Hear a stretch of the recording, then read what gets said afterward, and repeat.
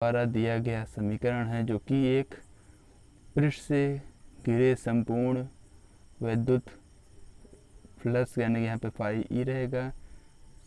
तो एक पृष्ठ से घिरे वैद्युत फ्लक्स का मान क्या होता है? कुल आवेश का 1/ε0 गुना होता है। तो इसमें कुल वैद्युत फ्लक्स का मान कितना हो जाएगा? Q/ε0। तो कह रहा है इसके एक तल से। तो आप सभी लोग ध्यान दीजिए कि घन में कितने होते हैं? 6 तल होते हैं। तो एक तल से कितना हो जाएगा? Q/6ε0 एक तल से हो जाएगा। तो इस क्वेश्चन का राइट आंसर कितना हो जाएगा? Q/6ε0। तो देखिए ऑप्शन नंबर सभी गलत दिया है, तो कितना हो जाएगा? Q/6ε0 इस क्वेश्चन का राइट आंसर हो जाएगा। आइए देखते हैं फिर नेक्स्ट क्वेश्चन क्या कह रहा है।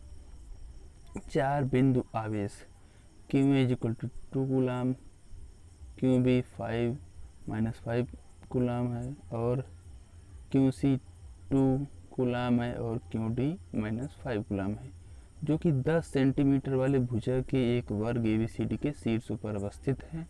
तो वर्ग के केंद्र पर रखे आवेश का पर लगने वाले बल को कैलकुलेट करना है। तो आप सभी लोग ध्यान दीजिए कि एक वर्ग है, तो वर्ग की सभी भुजाएं बराबर होती हैं। और कह रहा है इसके चारों शीर्षों पर क्या कह रहा है? ABCD पर सभी समान और विपरीत आवेश। कैसे कि A पर कितना है? 2 कूलाम है। C पर कितना है? यहाँ पर भी 2 है। और B पर कितना है? -5 है। और B पर कितना है? -5। तो आप सभी लोग ध्यान दीजिए कि इसके विकर्णों को देखिए कि जब कभी भी ऐसा होगा कि आपको विकर्ण में सेम आवेश वाले मिलेंगे, यानी कि सेम आवेश वाले बिंदु आवेश मिलेंगे, तब क्या होगा? पूरा सिस्टम का लगने वाला बल, विद्युत बल क्या हो जाएगा? विद्युत बल 0 हो जाएगा, क्योंकि इसके द्वारा लगाया गया बल इस तरफ दिशा हो जाएगी और इसकी तरफ लगाया गया बल की दिशा इस तरफ हो जाएगी। दोनों अपने आप को निरस्त कर देंगे और कुल नेट बल कितना हो जाएगा? 0 हो जाएगा। तो option number C right answer हो जाएगा। ये देखते हैं नेक्स्ट क्वेश्चन। इसमें कह रहा है कि आवेश का एक खोखला गोला विद्युत क्षेत्र उत्पन्न नहीं करता है। तो आप सभी नोट कीजिए कि एक खोखले गोले पर आवेश कहाँ पर होता है? पृष्ठ पर होता है। तो यह खोखला गोला, इसके पृष्ठ पर क्या होगा? आवेश एक समान रूप से वितरित होता है। तो इसके अंदर, यानी कि इस गोले के अंदर प्रत्येक बिंदु पर चाहे जिस रेडियस में लेंगे, तो वहाँ पर क्या होगा? विद्युत क्षेत्र 0 होगा। तो इसके किसी भी आंतरिक बिंदु पर विद्युत क्षेत्र कितना हो जाएगा? 0। ऑप्शन नंबर कितना हो जाएगा? A right answer. आइए देखते हैं नेक्स्ट। तो चलिए फ्रेंड्स देखते हैं नेक्स्ट क्वेश्चन क्या कह रहा है। 14 नंबर का क्वेश्चन कि 2 संधारित्र जिन पर क्रमशः 2 माइक्रोकूलम व 3 माइक्रोकूलम का आवेश है की धारिताएं समान है। धारिता C होता है, C=Q/V होता है। तो ये कह रहा है कि C कांस्टेंट है, तो इनकी स्थिति ऊर्जाओं का अनुपात पूछा गया है। तो आप सभी लोग नोट कीजिए कि संधारित्र की स्थिति ऊर्जा को U से लिखते हैं। U होता है 12CV² और U ½ Q² होता है। तो हमें कौन सा फार्मूला लगाना होगा? यहाँ पे C कांस्टेंट है और Q दिया गया है, तो यानी कि हमें ये वाला फार्मूला लगाना होगा। तो आइए देखते हैं फिर क्या हो जाएगा। U ½ Q²/C। तो C कांस्टेंट है, इसको छोड़ दीजिए। तो क्या है? U प्रोपोर्शनल टू है Q²। तब इसके आवेशों का अनुपात दिया गया है, और आइए देखते हैं फिर आवेशों के अनुपात को रख के हम स्थितिज ऊर्जाओं का अनुपात ज्ञात कर देंगे। तो आइए देखते हैं फिर क्या हो जाएगा। U1/U2 प्रोपोर्शनल टू हो जाएगा Q1/Q2 का होल स्क्वायर हो जाएगा। तो इससे कितना हो जाएगा? U1/U2 हो जाएगा 2/3 का होल स्क्वायर, यानी कि 4/9। तो इस क्वेश्चन का right answer option number C हो जाएगा। ये देखते हैं नेक्स्ट कि अर्धचालकों का ताप बढ़ाने पर उनके प्रतिरोध का मान होता है। तो आप सभी लोग नोट कीजिए कि अर्धचालकों के प्रतिरोध ताप गुणांक का मान माइनस होता है, यानी कि अल्फा का मान ऋणात्मक होता है। तो आइए देखते हैं फिर क्या हो जाएगा कि जब भी आप सभी लोग नोट कीजिए कि अर्धचालकों का ताप बढ़ाएंगे तो इनकी चालकता बढ़ती है और इनका प्रतिरोध घटता है। तो और चालकों का प्रतिरोध बढ़ाने पर, ताप बढ़ाने पर क्या होगा, चालकों का प्रतिरोध बढ़ेगा, यानी कि चालकता कम होगी। आप सभी महत्वपूर्ण क्वेश्चन को नोट कर लीजिए। तो क्या हो जाएगा, अर्धचालकों का ताप बढ़ाने पर उनके प्रतिरोध का मान घटेगा। आइए देखते हैं नेक्स्ट क्वेश्चन। कह रहा है कि एक सेल का विद्युत वाहक बल 5 है। तो सेल का विद्युत वाहक बल E का मान 5 वोल्ट। और आइए देखते हैं कि जब इसे लघु पथित किया जाता है, तो आप सभी लोग देख सकते हैं कि बहुत ही कठिन वर्ड दिया गया है, लघु पथित। इसी वर्ड से हम जानेंगे कि इस क्वेश्चन का राइट आंसर क्या हो जाएगा। तो लघु पथित मतलब इसके तार को क्या किया गया है, काट कर, या इसके तार को कुछ भाग तार का निकाल दिया गया है, यानी कि इसके वायर को काट दिया गया है। पहले वायर ऐसा था, तब इसमें धारा प्रवाहित हो रही थी। जब इसके कुछ भाग को मान लीजिए इतना भाग निकाल दिया गया, तब क्या होगा, इसमें धारा प्रवाहित नहीं होगी। तो ऑप्शन नंबर बी हो जाएगा, यानी कि 0 एम्पीयर। तो इसमें कोई भी धारा प्रवाहित नहीं होगी, क्योंकि धारा लूप में प्रवाहित होती है। आइए नेक्स्ट क्वेश्चन क्या कह रहा है कि जेनर डायोड का उपयोग किया जाता है। तो आप सभी लोग नोट कीजिए कि जेनर डायोड बहुत ही इम्पोर्टेंट है। जेनर डायोड का चित्र ऐसे बनता है। जेनर डायोड अग्रदिशिक पीएन संधि तथा पश्चिदिशिक पीएन संधि दोनों में इम्पोर्टेंट है।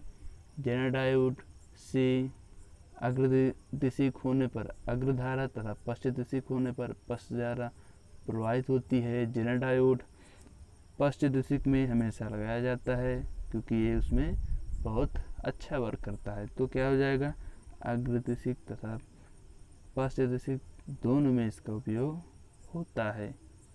आइए नेक्स्ट क्वेश्चन क्या कह रहा है, सूर्य की विकिरण ऊर्जा का स्रोत है।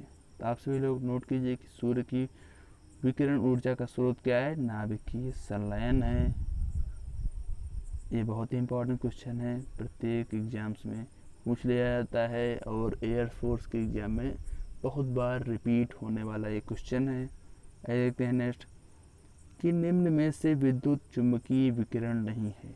तो आप सभी लोग ध्यान दीजिए कि अवरक्त किरणें ये भी विद्युत चुम्बकीय विकिरण है, और गामा किरणें भी हैं, और अल्फा कण भी हैं। तो बीटा किरणें विद्युत चुम्बकीय विकिरण नहीं है, यानी कि ऑप्शन नंबर बी इस क्वेश्चन का राइट आंसर हो जाएगा।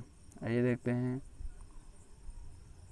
नेक्स्ट क्वेश्चन कि हाइड्रोजन परमाणु में बोहर की निम्नतम कक्षा की त्रिज्या r है। तो दिया गया है, क्या पूछ रहा है कि बोहर की दूसरी कक्षा की रेडियस कितनी होगी। आप सभी लोग ध्यान दीजिए कि बोहर की कक्षा की त्रिज्या r n बराबर प्रोपोर्शनल टू होता है कितने के, n square into r not की। तो यहाँ पे दूसरी कक्षा की त्रिज्या पूछा गया है, तो यहाँ पे दूसरी कक्षा यहाँ पे n रख देंगे तो कितना हो जाएगा, r2 इज इक्वल कितना जाएगा 4 इंटू r हो जाएगा। तो यानी कि दूसरी कक्षा की त्रिज्या की मान कितना जाएगा 4r। कुछ option number D right answer. आइए देखते हैं नेक्स्ट, किसी गतिमान कण से बद्ध दी ब्रॉगली तरंग दैर्ध्य। तो आप सभी नोट कीजिए कि दी ब्रॉगली तरंग दैर्ध्य को लेमडा लिखते हैं, लेमडा से लिखते हैं, लेमडा इज इक्वल टू होता है छपान पी। और नोट कीजिए कि लेमडा इज इक्वल टू होता है छपान एम वी।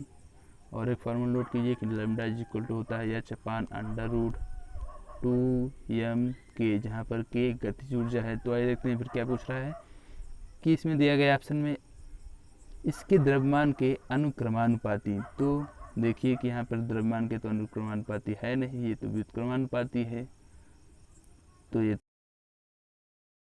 तो ऑप्शन गलत हो जाएगा। और देखिए इसकी ऊर्जा के अनुक्रमानुपाती, तो ऊर्जा यहाँ पे गतिज ऊर्जा है लेकिन ये तो व्युत्क्रमानुपाती है, तो ये भी गलत हो जाएगा ऑप्शन। इसके संवेग के अनुक्रमानुपाती, संवेग देखिए यहाँ पर है संवेग, ये तो व्युत्क्रमानुपाती है, तो ये भी गलत हो जाएगा, ये भी ऑप्शन नंबर। इसके संवेग के व्युत्क्रमानुपाती, तो ये वाला ऑप्शन सही हो जाएगा, option number D right answer हो जाएगा। ये देखते हैं नेक्स्ट क्वेश्चन है 22 नंबर का क्वेश्चन कि ब्रूस्टर प्रकाश ध्रुवण में ब्रूस्टर का नियम क्या है, उसका फार्मूला पूछा गया है। तो आप सभी नोट कीजिए ब्रूस्टर का नियम क्या है, n = tan IP, जहाँ पर n अपवर्तनांक है और tan I सदिश में p क्या है, आपतन कोण tan IP है। तो यहाँ पर तो n = tan IP ऐसा लिखा नहीं है, तो क्या हो जाएगा, n = हम tan IP लिख सकते हैं 1/cot IP। तो क्या हो जाएगा, n × cot IP, इसका गुणा कर देंगे तो n × cot IP = 1, यानी कि ऑप्शन नंबर डी इस क्वेश्चन का राइट आंसर हो जाएगा। देखते हैं नेक्स्ट क्वेश्चन। देखा निम्नलिखित में से किस रंग के प्रकाश की चाल जल में सर्वाधिक होगी। तो आप सभी लोग नोट कीजिए कि जिसकी तरंग दैर्घ्य ज़्यादा होगी उसकी जल में चाल भी ज़्यादा होगी। तो विप की ओर से यहाँ पर बैंगनी रंग की तरंग दैर्घ्य सबसे कम होती है और रेड रंग की तरंग दैर्घ्य यानी लाल रंग की तरंग दैर्घ्य सबसे ज़्यादा होती है। तो जिसकी तरंग दैर्घ्य ज़्यादा होगी उसकी चाल भी जल में ज़्यादा होगी। तो ऑप्शन नंबर ए इस क्वेश्चन का राइट आंसर हो जाएगा। देखते हैं नेक्स्ट क्वेश्चन कि 1/μ0 × ε0 की बीमाएँ पूछी गई है। तो आप सभी लोग नोट कीजिए कि बहुत ही इंपॉर्टेंट क्वेश्चन है, एयरफोर्स के विभिन्न परीक्षाओं में, यानी कि एयरफोर्स में बहुत ही बार रिपीट होने वाला ये क्वेश्चन है कि 1/μ0 ε0 की बीमा क्या होगी। तो आप सभी नोट कीजिए कि C = होता है 1/√μ0 × ε0। तो कभी कभी 1/√μ0 × ε0 की बीमा पूछ लिया जाता है, तो उसका कितना हो जाएगा, इसका LT-1 हो जाएगा। 1/√μ0 ε0 की बीमा क्या हो जाएगी, LT-1। तो जब इसका वर्ग कर देंगे यानी कि C² कितना हो जाएगा, 1/μ0 × ε0। तो C² की बीमा कितनी हो जाएगी, L⁻² T⁻−2। तो 1/μ0 × ε0 की बीमा L2T-2 हो जाएगी, यानी कि ऑप्शन नंबर डी इस क्वेश्चन का राइट आंसर हो जाएगा। देखते हैं नेक्स्ट और अंतिम क्वेश्चन कि प्रत्यावर्ती धारा का वर्ग माध्य मूल मान शिखर मान का होता है। तो आप सभी लोग फार्मूला नोट कीजिए कि प्रत्यावर्ती धारा का वर्ग माध्य मूल यानी कि IRMS = होता है I0/√2। यहाँ पर I0 धारा का शिखर मान है, अपान में √2 भी है, तो क्या हो जाएगा, IRMS मान क्या होगा, शिखर मान का 1/√2 गुना, यानी कि ऑप्शन नंबर सी इस क्वेश्चन का राइट आंसर हो जाएगा। तो आप सभी ने देखा कि आज हमने प्रैक्टिस सेट नंबर 2 को सॉल्व किया। ये प्रैक्टिस सेट बहुत ही इम्पॉर्टेंट है। अगर आपने पहला प्रैक्टिस सेट नहीं देखा है तो डिस्क्रिप्शन में हम पहला प्रैक्टिस सेट का लिंक दे देंगे, आप सभी लोग चैनल पर जाकर उसे देखिए।